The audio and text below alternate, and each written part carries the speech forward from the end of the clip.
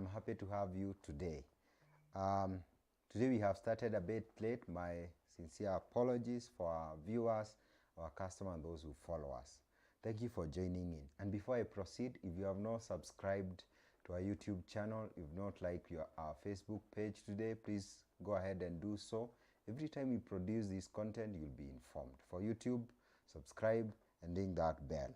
Today we are talking about elections, how to survive an election year. This is 2022, which has been talked about. Apparently in our country, we have been having in campaign mode for some few years now. Not something that you would like to have, but it is good to be honest. We have been having a campaign year in 2020 since like in 2018. And of course, politics is not a bad idea, but of course, this year it will be heightened. How do you survive an election year? And this is not necessarily only for entrepreneurs and business people.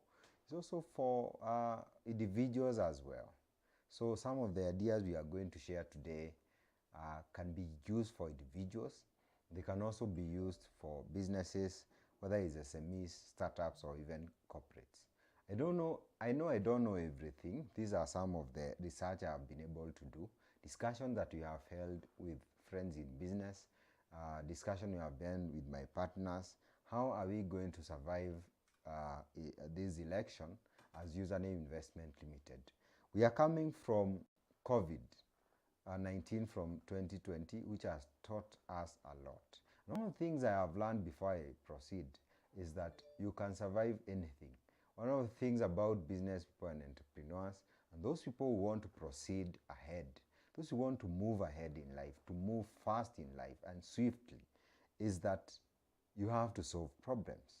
If you're an entrepreneur, most of the time you're destined to solve problems. That way in business. Some society problems, teething problems, like we have jams in this country, post-election violences, politics and stuff like that. Those are some of the things entrepreneurs are able to solve. So when we have COVID, when you have an election, these are some of the challenges that you are meant to solve on a daily basis. No one wants to solve challenges, but in business, challenges are the order of the day. They are unavoidable. Someone said you get comfortable with being uncomfortable. You get comfortable with solving problems. How does election affect economy? Let me start from there. This is very important for our own understanding. Historically, every 5 years we do elections in Kenya. We are not like Dubai, UAE, and some countries in the world. They don't do elections. By the way, when is the next general election in United Arab Emirates or Dubai? The way people call it. Dubai is a city, is an emirate. Of course, there is no elections. That is not a democracy like ours. And every 5 years, there's usually laws of business. And according to some statistics, in 2017 and 2013, there are days the country was losing 1 billion shillings every day. We lost trillions of shillings after contested elections.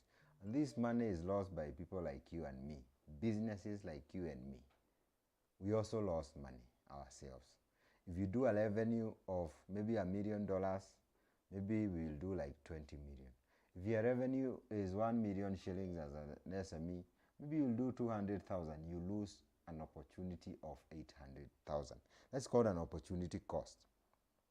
So generally, from an economic point of view, based on my research, how does an election affect economy?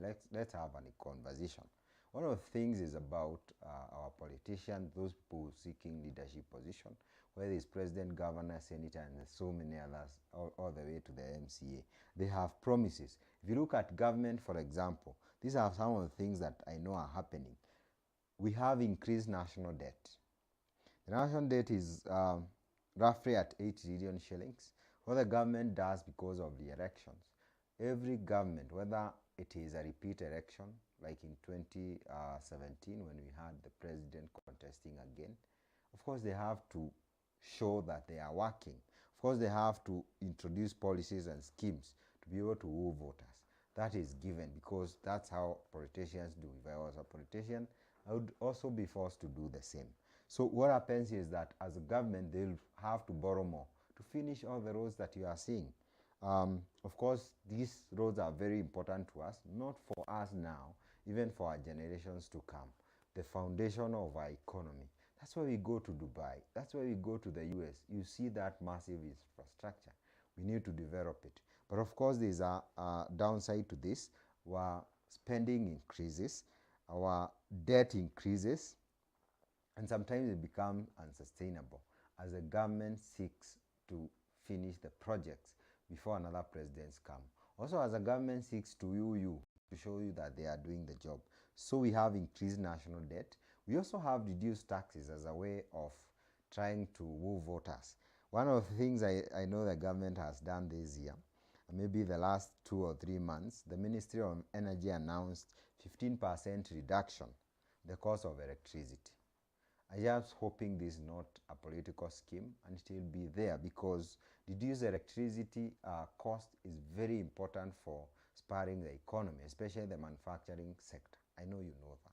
If the bills are lower, imagine somebody like me who pays maybe a certain amount. It's a lot of money to KPLC every month. I can imagine a business running multiple operations, especially manufacturing. They pay millions of shillings in electricity bill. If it went down, maybe that money can be reinvested into the business, employing more people and spurring the economy. There's usually a net effect. That's why the prices of oil, the prices of petroleum are very important. When they increase, the transport increases. If you are receiving your unga in Nyahururu, maybe the transport cost for the person delivering the wholesaler was maybe like 5 shillings per piece. Now maybe it will go to 8 shillings. That means that your monthly expenses increases. Number 3, the banks might reduce lending, especially to individuals, for example. It becomes unattractive. You look at last year from Central Bank of Kenya, you might hear some banks lend more to the government because government is less risky and the returns are assured as compared to you as an individual, you as an SME, you as a business, you as a person. So as a business person, and remember, all these banks are in business. They are not NGOs, they are not here to help necessarily, they are here to make profit as well. So they'll make the best decision to make profit, and they have to give to government. So you'll realize as you go towards 9th of August, that is a magical day. As you go to that 9th of the election day, you realize that most banks will not agree to lend to you. This is very possible, maybe not all of them, but this is very possible. When you have less money being given to entrepreneurs and business people, some people may lose their jobs in the process. The companies are not growing, but most of them, because COVID has been weathered, most of them will not be able to employ more, introduce new products. The other thing that might happen, and this is almost obvious, is inflation. Most contestants and politicians, what do? They have to give you money. They have to pay for road shows. They have to pay for those posters. They have to pay for the meetings. Some of them have to spend money buying other contestants so that they win. These are strategies to win in a political election. These are some of the things Kenyans don't know. Some of them don't know. So there will be a lot of money being withdrawn. Imagine I was contesting for a president position. By the way, I may not be interested at this moment, maybe joining a political position, and maybe even in future. I'm very comfortable with what I'm doing. I will withdraw my personal savings, maybe sell some of my investment and my properties, get money so that I can be able to pump it to my campaign. Imagine we have 6 positions from president to governor all over the country. There are thousands of positions. All these people have to spend. So there will be a lot of money in circulation. When you have a lot of money in circulation, this leads to inflation in the economy. The other thing that might happen, based on my research and my discussions, I've listened to other people who have covered these topics, and I agree with them. Slow decision making. The confidence in the leadership of the country reduces as we get closer to the elections. The leadership of the country might be more focused towards the election, as they also try to finish the legacy projects. So the confidence and the stability that we expect from the leadership keep increasing. So what happens? You have slow decision making on all levels, from the individual to the small businesses to the corporates. They will stop spending money in some projects.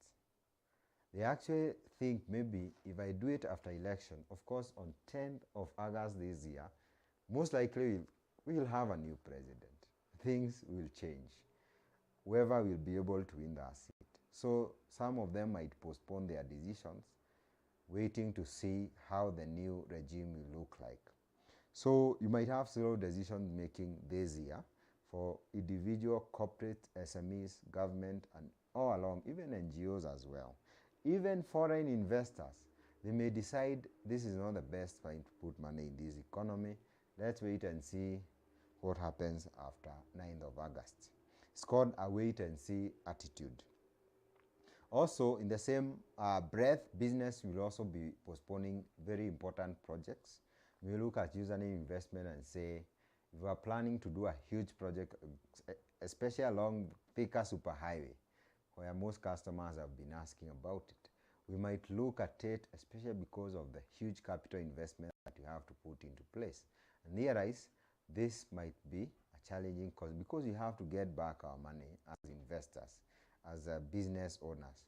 So we might realize maybe the election might disrupt our capability to be able to sell the project, and hence we should do it after election. That happens, but that is not the stand of username. We have weathered many storms and we have learned. We have Coca-Cola in this world. We have all manner of companies, but they have survived election, they have survived wars in different countries. Even in the midst of war, you'll find someone taking Coca-Cola. Why? Because they have learned there's a way you can survive any situation. And for us, we may not be able to postpone a project because there's an election. We can consider maybe not launching a project that election day, but will not change our plans significantly because of election. But it is very important for you to be aware of the risks that are there for you to be able to plan. Very fast, let me tell you how elections impact business. Of course, what we are talking about is how the election affect the overall economy of the country. And we have talked about increased national debt, reduced taxes because the government is wooing you to vote for them, whichever side. Banks might reduce lending to all manner of people, from SME to individuals to corporates. There's also increased inflation. There'll be a lot of handouts, money dished out, night meetings, and many other things. You already know the Kenyan political scene. Slow decision making and businesses postponing important projects. So how does election impact your business? And how do you prepare during and after election year? Of course, there are policies the government will enact on country and of course on the county level for governors, which means that it is very important for businesses in this election year to find ways to stay afloat. Of course, there is a lot of volatility, meaning that people are not sure about what is happening, and many things will change. Depending on the leader that we get on 10th of August this year, this leader will affect the policies, the economic situation in the country, the stability, and the economy of this country. Generally, what I'm interested in is how you can be able to prepare as a person, an individual, as a business owner, as an entrepreneur, maybe even as a corporate leader. These are some of the ideas that you have researched, and some of the things I believe that can be able to work. Number one is finances. And in businesses, they say the oxygen of any business, the blood flow, is called cash flow. How money comes in inside the business. These are revenue, sales, and how money gets out. These are expenditures. That math is very important, and that's one of the things I've tried to learn myself as a business leader, is to try to understand that aspect so that I always know at this given time this is the amount of money that maybe is in the business. That's more about cash flow. You can stop some projects from being done momentarily depending on the amount that you are receiving. Basically, you manage cash flow. So one of the things that businesses need to do this year, they are not like username investment. Our business are fundamentally different. We are in different sectors of the economy. One of the things is doing financial planning. Actually, you can be able to tell from the last 12 months how your businesses have been performing financially on month-to-month basis. The revenue, for some of you, the profit, the margins that you are getting, how has been the pattern of your expenditure, so that you can project for this election year. The other thing you can do is to look at 2017.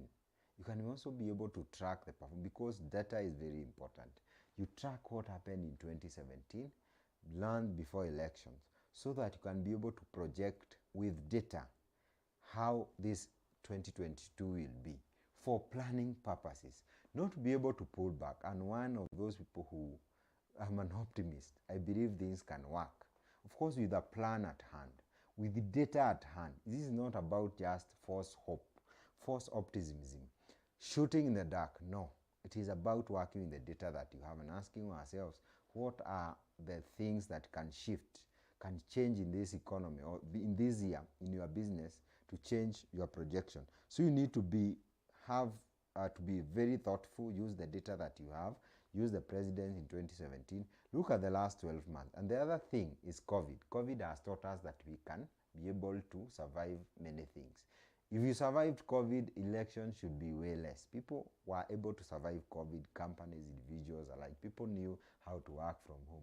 There were so many innovations, those who made ventilators and many other things. Human beings and Kenyans are creative. So you have to be extremely creative as well in your financial plan. Every month, look at the revenue. For example, for us, we are able to project. We are in February. How much revenue do you think we'll get? Based on the products that you have, is very personal and is very unique to you.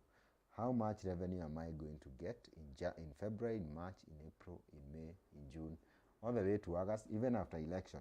You project before election and importantly 3 months after election, more than 3 months, so that you know all the way to December how is your revenue going to be like, how will be your expenditure be like, you know, your wage bill and all that for entrepreneurs and small businesses. For individuals alike, because if our businesses are affected, your salary can also be affected. So you also need to look at how you can be able to save. Savings become key to be able to weather this storm. Why am I saying this? It's because if businesses exist purely, number one, to be able to serve the society. Number two, to make profit. Money, cash flow, everything is the blood in the business. So it is very important to do financial planning. I've spent a lot of time in that because it's extremely important. Factor all those, because I've thought about it as a business leader. As the CEO of Username Investment Limited, how are we going every month from now up to December? How will each month look like? So that I know the month in which I'm exposed. Maybe in August, especially after 1 month after elections, how will I be exposed? You need to answer that question. You need to have an answer, not to be perfect, to be able to prepare better. Let me tell you, if you're able to prepare better in business, they say opportunity meets preparation. If you're able to prepare and you have those challenges, and we are meant to solve these challenges, you'll be able to weather better, and maybe you'll not release members of staff, reduce their salaries, send them on unpaid leave and stuff like that. Together, we can be able to survive this election. Number two, you need to have a resilient mindset. We usually say in investment, real estate is a resilient asset vehicle. Investment vehicle is an asset class that is very resilient. Sometimes, for example, you may hear the prices of land, houses. They have gone down as we go down to August. Then after that, depending on what happens, they go peak again. They go down in the short term, but in the long term, it's called a mega trend. Real estate has something called a mega trend. They can go down in the short term, but go up in the long term. In 10 years, the prices can double or triple for some places, especially for those who are investing in land. But in the short term, they might go down. So you have to understand, for investment, always work long term, whether you're investing in stocks, whether you're investing in real estate. So have a resilient mindset. Know that the curve might go down for a short time. But in the long term, it will keep going up. So don't stop investing because you have an election year. Maybe there's also an advantage. The vendors, the people who are selling, the companies selling the investment products like land, the one we are selling, might give very many discounts. We might make it very easy for you to invest because we know people are becoming more risk averse as we go towards the 9th of August. It's a key date in this year. Number 3, you need to come up with innovative solution. Like I said, during the COVID time, I remember for username investment, we automated so many things that were remaining. We're able to give moratoriums. We're able to deal with customer on case-to-case basis, looking at your unique situation. We started working from home, 80% of us, and it was almost obvious because you have automated most of our operations. You need to be very creative. Ask yourself, what can happen in August? Remember in 2017 or 2007? There's a time that people are not reporting to work for almost 3 weeks in this country because we did not know what was happening before peace came back.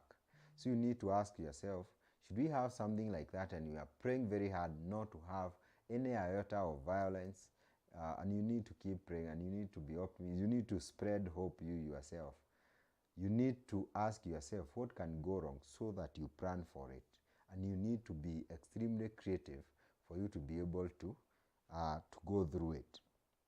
There are many ideas that you can have, especially working from home. If your revenue reduces, where can you get more funding? What can you be able to reduce? Maybe you reduce spending on very many projects and stuff like that. Number 4 is timing of new business launch or product launch. For this one, I have said clear. In username investment, you have learned to work with crisis, especially investing in land is one character development lesson. I know people are saying that because land in itself, there's a lot of fraud in this country. We have weathered many storms as username investment limited. So we have known how to work in landmines, and you need to also do the same. So I can be able to launch any project I want this year to a certain degree. I'll not look at election as something to slow me down. Actually, during the COVID time, we got the best month in 2020 came during, in 2021 was during COVID time. Very ironic because we realized most customers don't invest because of fear. You invest because you give them information, you present them with a product they need, you meet a certain need, whether there will be election or not. See what watakula ugali. People will have to eat ugali, people will have to call, because some businesses have to continue. Even in investment, you need this house whether there is election or not, so you have to invest in a plot. But all the same, you need to be smart. The earlier you start, if you are launching a new business, I know friends who did that, and we discussed heavily about this election and told them, please start. Even if it's April, please start it, but with wisdom, with data, with knowledge to know. You know elections are there, but you still start, but with knowledge. You do your own research, you do your own planning, strategic planning, financial planning, and you also take care of all the risks that can come through. I hope we are together at this point. Remember to subscribe to our channel, comment down there. What strategies are you employing to stay afloat as an individual, as a small business, as an entrepreneur, to be able to stay afloat? So the timing is also important. The earlier you start, the better. If you are launching a huge project, if you can start this month, if you started in January, so that as we go along, the risk reduces. But if you really need to launch that project, even in June, please do it, but with knowledge, with strategy, with knowing how. In business, we don't work with blind optimism. We don't work with blind hope. We are people of faith. If you're an entrepreneur, you are a person of faith. But you also plan. That's why God has given us capability. All this data, all these tools. I have this machine, I have YouTube, I have Google, I have all this data to use it to be able to make wiser decisions. And I believe you can be able to do that. So if you can be able to start this quarter, the better. Number 5, take advantage of new business opportunities. I think this goes without saying. There'll be many businesses, people in branding, people in printing, People who do marketing and communication, event management, I know they'll have a lot of business, maybe more than they need. You can imagine 6 positions, 47 counties, 290 constituencies. I don't know how many words we have in this country, and so many contestants, especially for MCA. Take advantage. There's so many other business, SMEs, marketing. Imagine all these people. Everyone must have a social media account, including TikTok, by the way. They most of all have a YouTube account. Most of them will be speaking. Facebook is very basic. Instagram. Most of our young people can take advantage, especially young people can show someone how to create a YouTube account, open a YouTube account, create a Facebook page, open, and then help them in updating. And by the way, do you know you can learn in less than a week how to do this? Go online, look for these master classes in YouTube. You'll be able to learn how to do it, and you can help mheshimiwa uko mashinani to be able to do all those. There'll be a lot of opportunities. This is not exhausting, including for big companies. I know people like Safaricom, guys who are doing a lot of marketing, make a lot of money because there is heightened communication, heightened involvement. Take advantage of that, those opportunities. Number 7, promote peace and cohesion. This is straightforward. We are optimists. If you're in business, you need to be an optimist, but a cautious optimist, someone who is not just working with blind hope. But one of the things you must do is spread hope. You need to spread optimism. You also need to spread peace and unity. I've been telling people, if we are in business and something happens, we lose the revenue. If it's very serious, we also lose our business as well. Who wants that? So you have to spread peace, let people, and one of the things I do personally, whatever you vote, whoever you vote, that is your democratic right. That is your choice as a person. And you have every right to have that choice. I should be able to respect it. This is like a game. Politics should be like a game, the way you do Man U and Arsenal, whichever one wins, or if you are a Chelsea fan, if you are Wigan Athletic fan, whatever. Whichever one wins, you don't fight. That's how we should look at it. As entrepreneurs, we are business leaders, we are influencers as well. Let us spread hope, especially if they go to the office.